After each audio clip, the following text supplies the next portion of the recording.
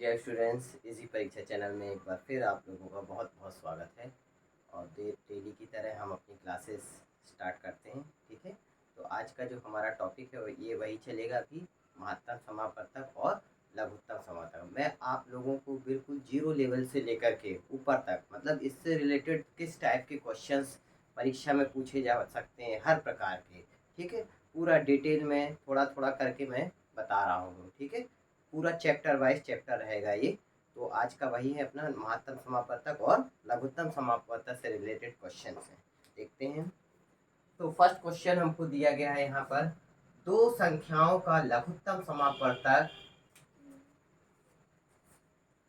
1920 1920 तथा महत्तम समापवर्तक 16 है। यदि इनमें से एक संख्या 128 है तो दूसरी संख्या क्या होगी। तो पिछले वीडियो में मैंने आप लोगों को पढ़ाया है, इसके कुछ बेसिक फार्मूले बताए हैं महत्तम समापवर्तक और लघुत्तम समापवर्तक से रिलेटेड। तो यहाँ पर हमको दो संख्याओं का महत्तम दिया है और लघुत्तम दिया है। तो ये मैंने आप लोगों को एक फार्मूला बताया है, दो संख्याओं का गुणनफल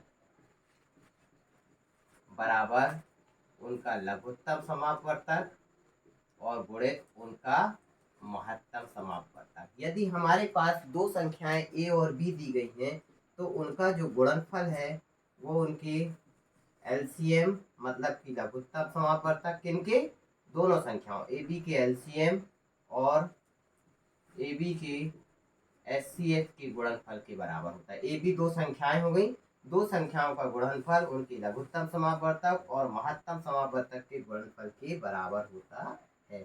ये फार्मूला यदि हमें मालूम है, बड़ी आसानी से हम सवालों को सॉल्व कर लेंगे। तो दिया है हमको दो संख्याओं का लघुत्तम, लघुत्तम मतलब क्या होता है, एलसीएम। इस फार्मूले में हमको पुट कर देना है। ठीक है, लघुत्तम एलसीएम कितना दिया है हमको 1920 गुणित एचसीएफ महत्तम कितना दिया हमको 16, और दो संख्याएं यदि इनमें से एक संख्या 128, ए का मान क्या दे दिया गया 128, तो दूसरी संख्या बी का मान हमको पूछा गया है, एक संख्या दे दी गई है, दूसरी संख्या बी हमको पूछी गई है। या फिर बी ना लिख के हम ऐसा भी लिख सकते हैं, माना दूसरी संख्या क्या है एक्स भी लिख सकते हैं, माना दूसरी संख्या एक्स है। ठीक है, और पहली संख्या ए का मान तो 128 दे दिया गया है, लघुत्तम भी दिया है, महत्तम भी दिया है।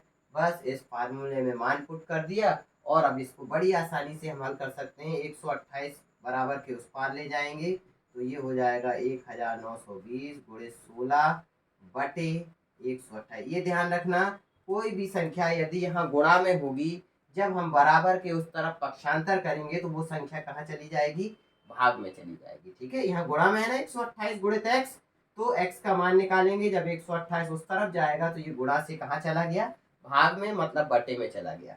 यदि भाग में होता तो गुणा में चला जाता, धन में होता तो ऋण में चला जाता, और यदि कोई संख्या ऋण में होती तो बराबर के उस पार ले जाते तो धन में चली जाती। ठीक है, तो अब ये 128 बटे में गया। अब इसको बड़ी आसानी से हम हल कर सकते हैं। 16 का पहाड़ा यदि आता है तो 16 एकम 16, फिर 16 16 दूनी 32, 16 की 48, 16 चौको 64, 16 पंचे 80, 16 छक्का 96, 16 सत्ते 112 और 16 अट्ठे 128। तो ये 16 से 128 को हमने काट दिया 8 बार, फिर 8 8 से फिर कट जाएगा, ये 8 एकम 8, 8 दूनी 16, बचेगा 3, 2 उतारा तो 32, तो 8 चौको 32 और 8 शून्यम शून्य। इस तरीके से x का मान जो है हमारे पास कितना आ जाता है 240। x का मान मतलब दूसरी संख्या जो कि पूछी गई है, दूसरी संख्या क्या होगी, हम इस तरीके से बड़ी आसानी से बता सकते हैं कि दूसरी संख्या जो है वो क्या होगी 240 होगी। नेक्स्ट अगला क्वेश्चन,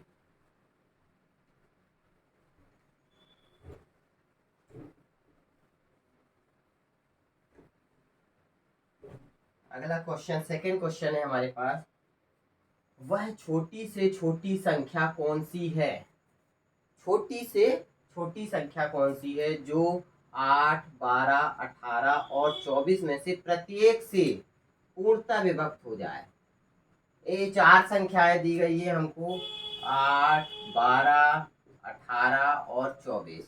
तो हमको वह संख्या ज्ञात करनी है जो कि इन चारों संख्याएं से पूर्णतः विभक्त हो जाए, मतलब हमको इनका एलसीएम लघुत्तम समापवर्तक निकालना पड़ेगा, और इसका जो लघुत्तम समापवर्तक आएगा वही संख्या ऐसी होगी जो कि इन सभी संख्याओं से विभक्त हो जाती है। एलसीएम है ये, मैंने पढ़ा है। महत्तम क्या होता है?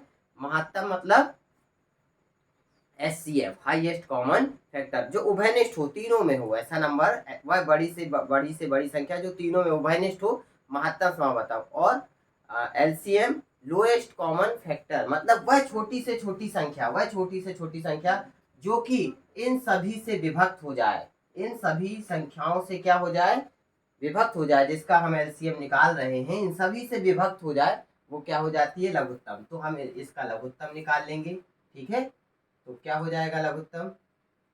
दे दें, यहाँ पर हम 2 से भाग दे सकते हैं। 2 चौको 8, 2 छक्का 12, 2 नाम 18, 2 एकम 2, 2 दूनी 4। फिर 2 से दिया हमने, 2 दूनी 4, 2 तिया 6, 9 में जाएगा नहीं, 2 छक्का 12। फिर 2 से दे सकते हैं, 2 एकम 2, 3 में तो जाएगा नहीं, 9 में नहीं जाएगा, 2 तिया 6। फिर हम 3 से दे सकते हैं, 1, 3 एकम 3, 3 तिरका 9, 3 एकम 3। और इसके बाद फिर हम 3 से देंगे, 1, 1, 3 एकम 3, 1। इस तरीके से इसका जो लघुत्तम समापवर्तक है, मतलब एलसीएम लोएस्ट कॉमन फैक्टर, वह छोटी से छोटी संख्या, छोटी से छोटी लोएस्ट कॉमन फैक्टर है ना।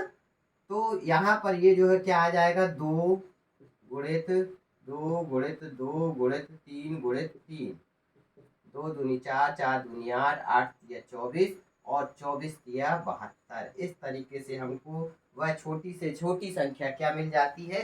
72। इसको हम चेक करके भी देख सकते हैं। क्या दिया है प्रश्न में? कि वह छोटी से छोटी संख्या कौन सी है जो 8, 12, 18, 24 में से पूर्णतः विभक्त हो जाए। ये जो संख्या है ये इन सब से क्या हो जाती है?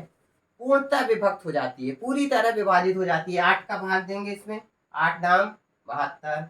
12 का भाग दो, 12 पंच 60, 12 छन 72। 18 का भाग दो 72 में, 18 दूनी 36, 18 तिया 54, 18 चौको 72। 24 का भाग दो, 24 तिया 72। मतलब इन चारों संख्याओं से ये जो छोटी से छोटी संख्या हमें प्राप्त हुई है, जो एलसीएम लघुत्तम हमको मिला है, ये इन सभी संख्याओं से क्या हो जाती है? विभक्त हो जा रही है। तो यही संख्या हमें ज्ञात करनी है, ठीक है।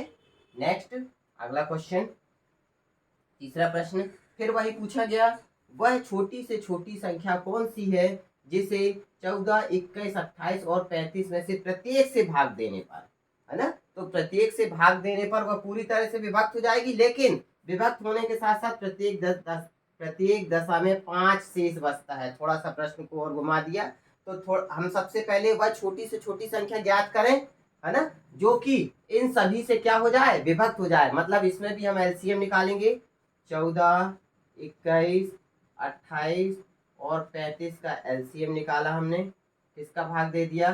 2 का भाग दे दो, 2 सत्ते 14, 21 में जाएगा नहीं, 2 एकम 2, 2 चौके 8, 35 में जाएगा नहीं। फिर 2 का भाग दे सकते हैं, 7, 21, 2 सत्ते 14 और 35 में जाएगा नहीं। फिर इसके बाद किसका दे सकते हैं हम? 3 का, 7 में तो जाएगा नहीं, 3 सत्ते 21, फिर 3 का यहाँ भी नहीं जाएगा। 3 के बाद 5 का, छोटे से चालू करें हम, 2 से 3 से, अब 5 से, तो 5 इसमें भी नहीं जाएगा, 7 इसमें भी नहीं जाएगा, इसमें भी नहीं जाएगा, और 5 सत्ते 35। और फिर किससे दे दें हम? 7 से दे दें, 7 एकम 7, 7 एकम 7, 7 एकम 7, 7 एकम 7। इस तरीके से जो एलसीएम है हमको क्या मिल गया? 2 गुणित 2 गुणित 3 गुणित 5 गुणित 7, 2 गुणित 2 गुणित 3 गुणित 5 गुणित 7, ये हमको एलसीएम मिल गया लघुत्तम। इनका गुणा कर सकते हैं हम, 2 दूनी 4, 4 ती 12, 12 पंचे 60, और 60 गुणित 7 करेंगे तो 7 शून्य 7 छंग 42, क्या आ गई वो संख्या? 420। तो ये 420 जो आई है, ये क्या आई है? वह छोटी से छोटी संख्या आई है, जो कि ये जो है इनमें से जो ये 14, 21, 28, 35 का यदि हम इसमें भाग दें तो ये पूर्णतः विभक्त हो जाएगी। 14 का भाग दोगे इसमें, 14 तिया 42, 30 आ जाएगा। 21 का भाग दोगे, 21 दूनी 42, 20 आ जाएगा। इसी प्रकार 28 और 35 से भी ये विभक्त हो जाती है। तो विभक्त तो हो रही है, लेकिन हमको वह छोटी से छोटी संख्या चाहिए जिसे 14, 21, 28, 35 में से प्रत्येक से भाग देने पर प्रत्येक दशा में 5 शेष बचे। मतलब जब 14 का हम इसमें भाग देंगे तो 5 शेष बचना चाहिए, लेकिन जब हम 14 का इसमें भाग देते हैं तो 14 × 42 पूरी तरह विभाजित हो जाती है। ये जो 420 है, 420 है, ये 14 से पूरी तरह विभाजित हो जाती है। 14 × 42 और 14 × 29 आ जाता है। तो पूरी तरह विभाजित नहीं होना है, क्या होना है, प्रत्येक दशा में 5 शेष बचे। 5 शेष कब बचेगा, जब ये क्या होगी, 420 + 5। ठीक है, क्यों, क्योंकि 420 जो है, 420 14 से भी पूरी तरह विभाजित होगी, 21 से भी पूरी तरह विभाजित होगी, 28 से भी पूरी तरह विभाजित होगी और 35 से भी पूरी तरह विभाजित होगी। लेकिन विभाजित नहीं करना है हमको, भाग देने पर प्रत्येक दशा में 5 शेष बचे, तो इसलिए वह संख्या 420 ना होके क्या हो जाएगी, 420 धन 5 5 हम इसमें जोड़ देंगे तो वह संख्या हमको क्या मिल जाएगी, 425। अब 425 में हम चाहे 14 का भाग दें, चाहे 21 का भाग दें, चाहे 28 का भाग दें और चाहे हम 35 का भाग दे दें, भाग देने पर शेष फल सब में 5 ही बचेगा। तो वह संख्या 420 ना होकर के क्या हो जाएगी, 425। तो ये छोटा सा वीडियो था, आप लोगों को अच्छा लगे तो इसे लाइक और शेयर करें। फिर हम मिलते हैं कल नेक्स्ट वीडियो में, तब तक के लिए जय हिंद, जय भारत।